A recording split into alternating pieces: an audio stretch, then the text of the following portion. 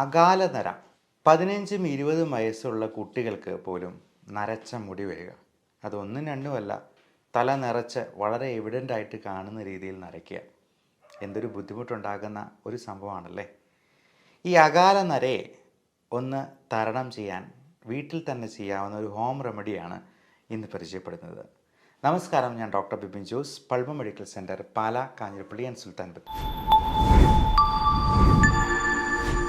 ഈ അകാല നരയ്ക്ക് പല കാരണങ്ങളുണ്ടാകും. അതെല്ലാം ആദ്യമേ നമ്മൾ റൂൾ ഔട്ട് ചെയ്യേണ്ടതുണ്ട്.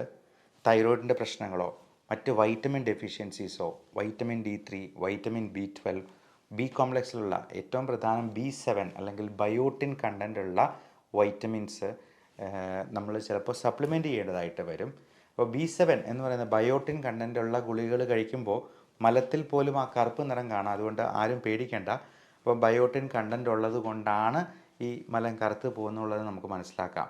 അല്ലാതെ മരുന്നിൻ്റെ പേരിൽ ബയോട്ടിൻ ഉണ്ട് എന്നുണ്ട് കരുതിയെന്നാലും മലത്തിൽ ആ കറുപ്പ് നിറം വരുന്നില്ലെങ്കിൽ ആവശ്യത്തിന് ബയോട്ടിൻ ഇല്ല എന്ന് തന്നെ നമ്മൾ മനസ്സിലാക്കിക്കൊള്ളൂ.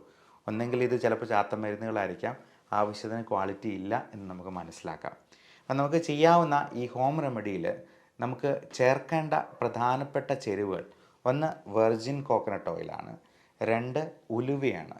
അപ്പോൾ ഈ ഉലുവയിൽ പലതരത്തിലുള്ള സപ്ലിമെൻറ്റ്സ്, നിക്കോട്ടിനിക് ആസിഡ് പോലുള്ള നിയാസിൻ അല്ലെങ്കിൽ നിക്കോട്ടിനിക് ആസിഡ്, ഇതെല്ലാം ബി കോംപ്ലക്സ് വൈറ്റമിൻസിൽ പെടുന്നതാണ്. ലെസിത്തിൻ എന്ന് പറയുന്ന കമ്പോണൻ്റ് ഉണ്ട്.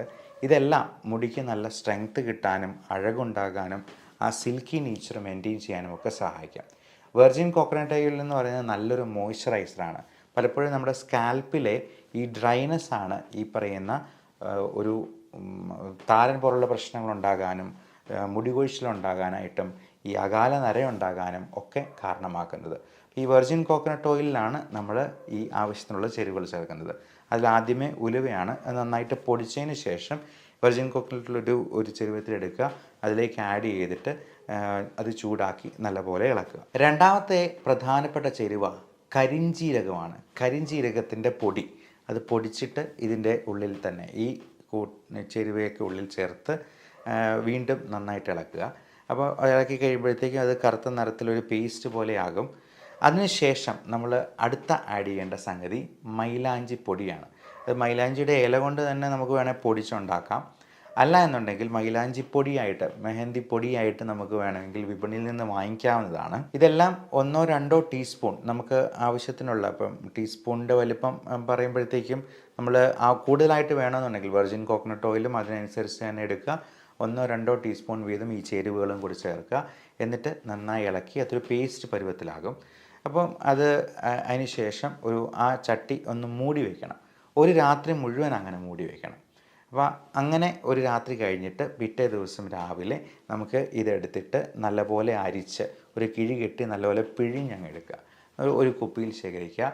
എല്ലാ ദിവസവും കുളിക്കുന്നതിന് ഒരു അരമണിക്കൂർ മുമ്പ് തന്നെ നമ്മൾ മുടിയിൽ ഇത് പുരട്ടി വയ്ക്കുക. എന്നിട്ട് അരമണിക്കൂർ കഴിയുമ്പോൾ നമുക്ക് കുളിക്കാവുന്നതാണ്. ഒരു 15 ദിവസത്തേക്ക് ഇത് ചെയ്ത് നോക്കുക. അപ്പോൾ ഒരു 15 ദിവസത്തിന് ശേഷം എങ്ങനെയുണ്ട് റിസൾട്ട് എന്നുള്ളത് നിങ്ങൾ ഈ വീഡിയോയുടെ അടിയിൽ തന്നെ കമൻ്റായിട്ട് രേഖപ്പെടുത്തുക. ഇനി ഇതുകൊണ്ടൊന്നും അത് ശരിയായില്ല എന്നുണ്ടെങ്കിൽ നിങ്ങൾ ഡോക്ടറെ സമീപിക്കാനായിട്ട് മടി കാണിക്കരുത്. എന്തെങ്കിലും വൈറ്റമിൻ ഡെഫിഷ്യൻസിയോ മറ്റ് അണ്ടർലൈയിങ് കണ്ടീഷൻസോ ഹോർമോണൽ ഇംബാലൻസോ ഒക്കെ ഇതിലേക്ക് നയിക്കാൻ സാധ്യതയുണ്ട്. അതുകൊണ്ട് അതിനൊരു വിദഗ്ധ സേവനം നിങ്ങൾ വേഗം തന്നെ തേടേണ്ടത് അത്യാവശ്യമായിരിക്കും. Love and regards, doctor Bipin Jose, Pulma medical centre, Pala, Kanjirappally and Sultan Bathery.